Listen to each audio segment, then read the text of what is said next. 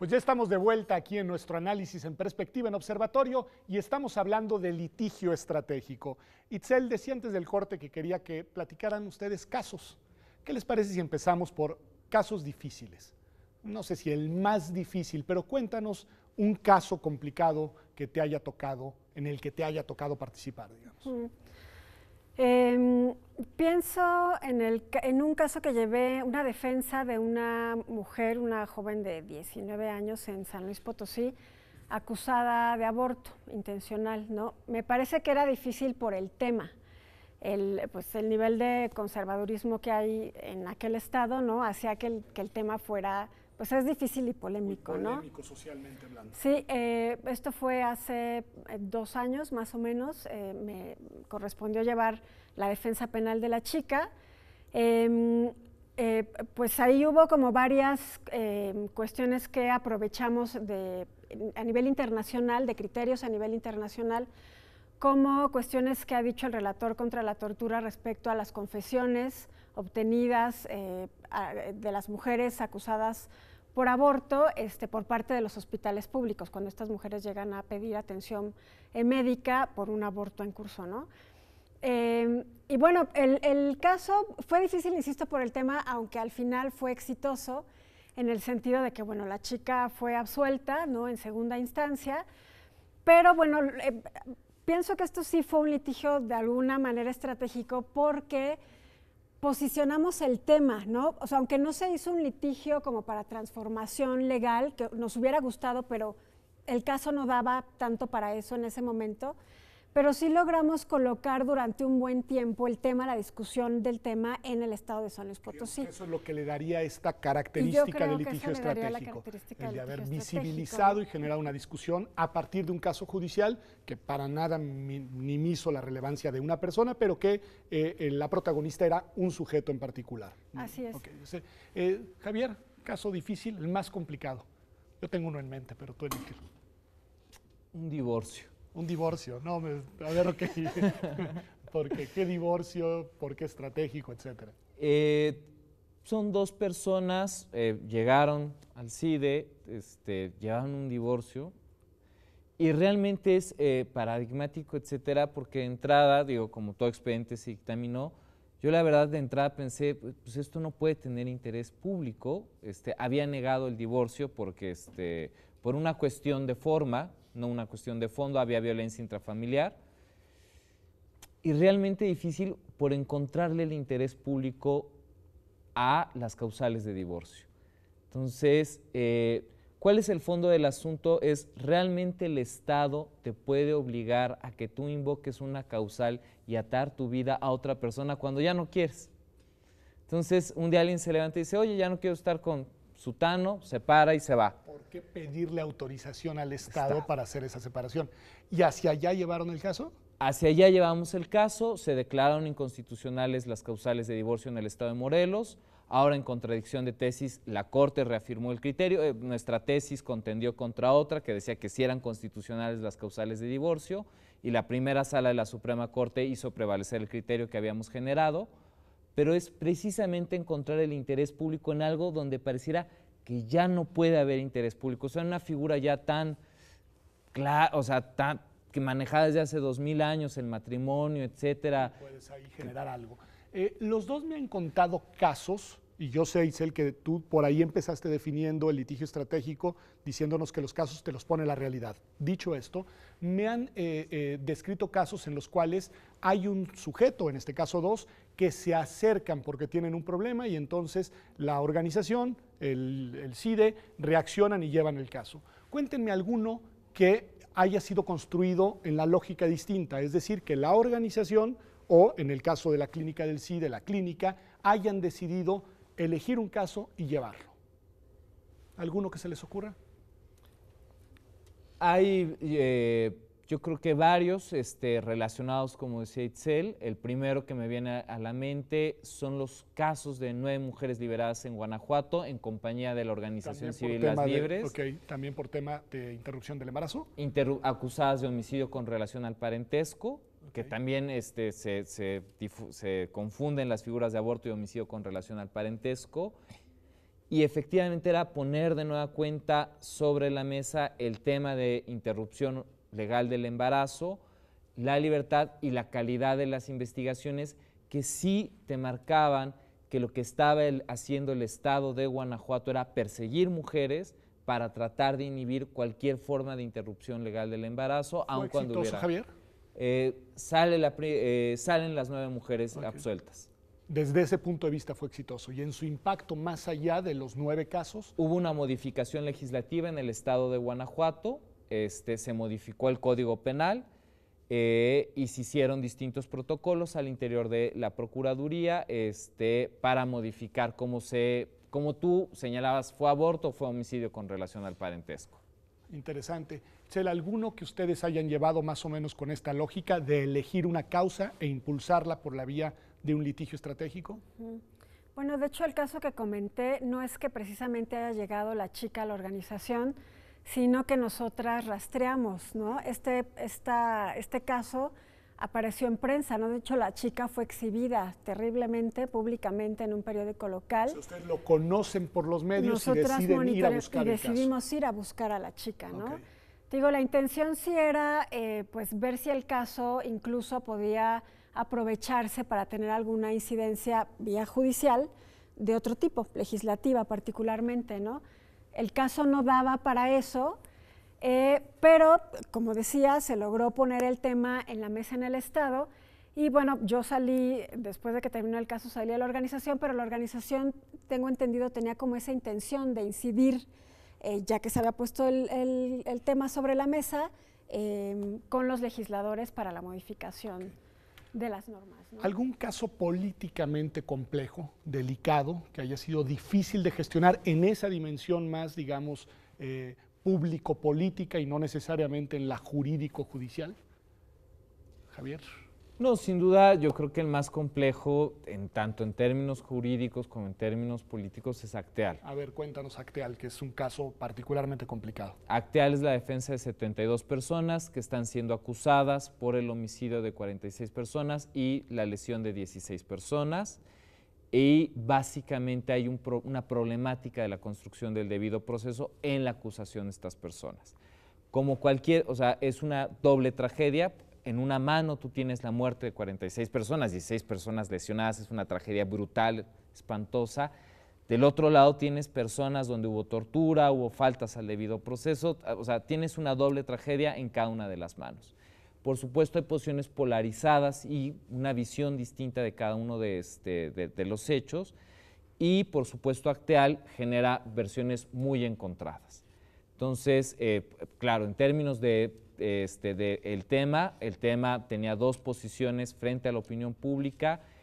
Por supuesto, el caso llevaba 13 años en procedimiento, llevaba 16 o 17 reposiciones, una denegación o una ineficacia brutal del juez Martín Rangel que llevó la causa, y en términos jurídicos tenía una gran complejidad por lo voluminoso del expediente. Entonces, por supuesto que un caso así en la opinión pública pasa así a terrenos de politizarse en términos de tratar de meter a todos en una bolsa de buenos y malos y ya no poder distinguir entre los seres humanos a los que tú metiste esa bolsa. Ese es un caso interesante, Itzel, a ver, una opinión. Es que es tremenda la coincidencia de que Javier y yo estemos aquí porque yo fui representante de las víctimas de la masacre. Es una gran coincidencia. Los años que estuve trabajando en el Centro de Derechos Humanos Fray Bartolomé de las Casas. De hecho, coincidió con el momento en que el CIDE tomó la defensa del caso. Todavía alcancé un periodo breve a coincidir en eso, ¿no? Sí, creo que es... Entonces tienes una lectura distinta del caso, sí, bueno, pero creo que esto lo hace relevante, es decir, lo hace relevante porque entre otras cosas evidencia que entre organizaciones genuinamente comprometidas y vinculadas con el uso del derecho para potenciar la agenda de los derechos humanos, puede haber agendas encontradas y puede haber casos de tensión y de polémica. Entonces, ¿tu opinión sobre este caso, Itzel? Sí, es un tema complejo porque ciertamente, es decir, desde el FRAIBAP, así llamamos al Centro de Derechos Humanos, desde el FRAIBAP ya habíamos venido diciendo que había habido violaciones al debido proceso, ¿no? De hecho, lo que decía Javier, hubo tremenda cantidad de reposiciones del procedimiento a lo largo de muchísimo tiempo, ¿no? Años enteros, buscando la corrección de esas violaciones al debido proceso, ¿no? Me parece que, o sea, sí está el tema del debido proceso, pero está la otra parte, la de las víctimas, porque ahora pareciera con las decisiones de la Suprema Corte, pues que quién sabe quién mató a las 45 personas, ¿no? Además con la brutalidad con la que fue cometida la masacre.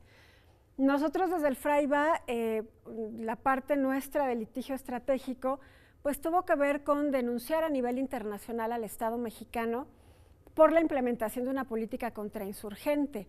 La masacre de Acteal no fue un hecho aislado, fue una acción dentro de un contexto de desapariciones y ejecuciones extrajudiciales cometidas por grupos paramilitares.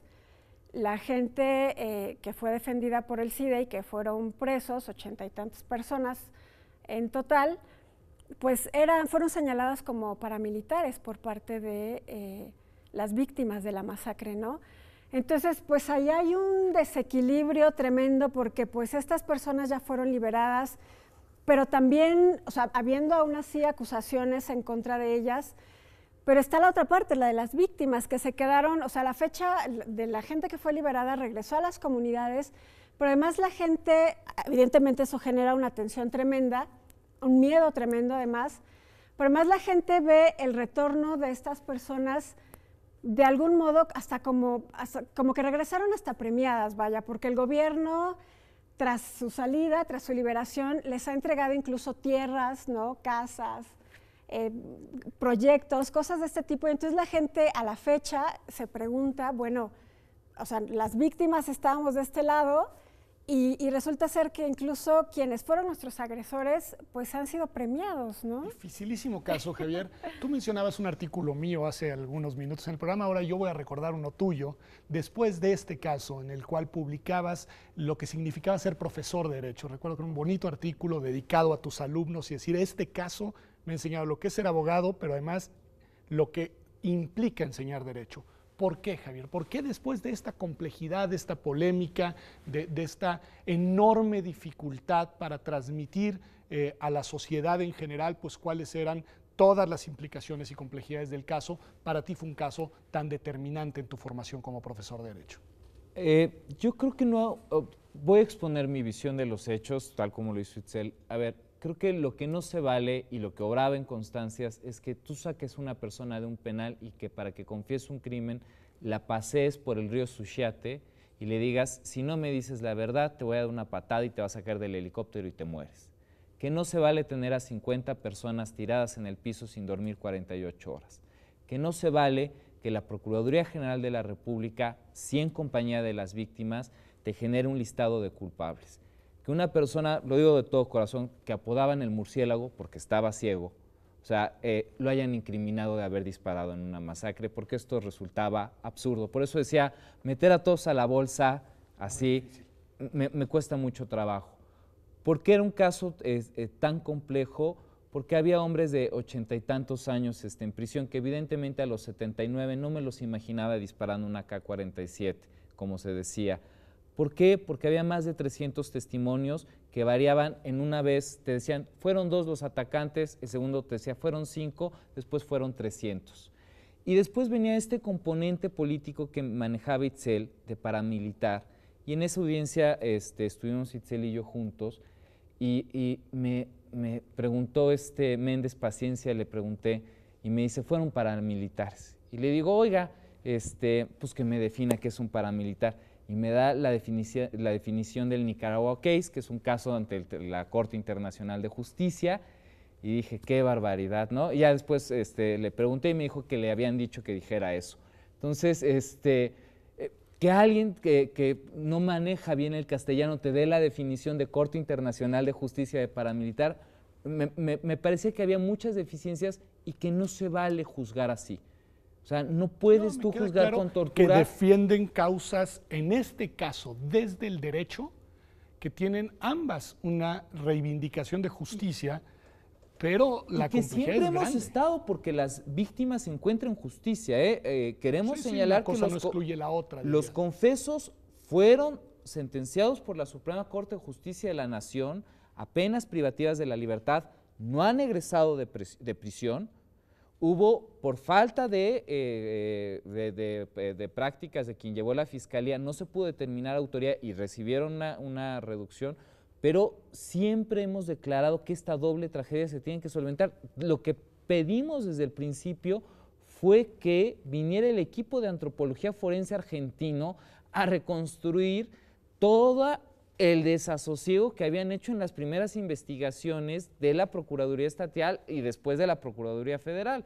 Siempre hemos dicho que se debería de reabrir la investigación precisamente para que las víctimas encontraran un derecho a la verdad. O sea, nunca hemos estado peleados. Creo que sí nos tocó estar sentados en dos banquillos muy distintos, pero, o sea, creo que el fin, tal vez, lo que nunca vimos fueron los procedimientos para llegar a la misma sustancia que buscábamos, que si era una verdad reguladora, una idea reguladora de algún tipo de verdad. Nos quedan 40 segundos y son tuyos, Itzel. Híjole, es que creo que con este tema se podrían pensar mucho aquí No, y la podríamos cosa, ¿no? tener otro programa entero y prometo que los invito, pero tenemos que concluir. Porque yo incluso tengo una opinión muy personal de por qué el CIDE tomó el caso, ¿no? Lo que yo vi en la defensa de Javier no fue dirigida a demostrar la inocencia de la gente, sino defender al Estado con respecto a la masacre, ¿no? Entonces creo que quizá no convenga mucho.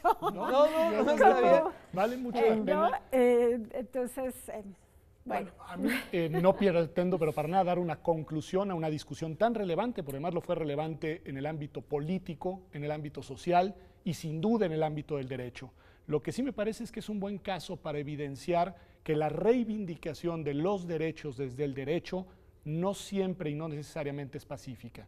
Es decir, hay muchos actores involucrados, hay obviamente muchas dinámicas reales en los hechos muy complejas, y lo más triste en un país como el nuestro es que normalmente quienes son las víctimas de estos fracasos del Estado en su conjunto son siempre quienes están en la posición de mayor vulnerabilidad, de mayor debilidad, y el caso de Acteal es emblemático porque independientemente de las interpretaciones, ambos bandos usaron el derecho para defender derechos de personas que se encontraban en una situación, digamos, de vulnerabilidad, al menos jurídica. ¿Estarían de acuerdo con eso? Bueno, pues muchas gracias y prometo que los invitaremos a Observatorio a un programa específicamente, si les parece, sobre el caso de Acteal unos años después. Muchas gracias. Listo. Y gracias a usted por acompañarnos a este programa de Observatorio, que como ha visto, tiene, digamos, desde el derecho y arroja desde el derecho muchas lecciones para la vida social y política en el país. Vamos a un corte y...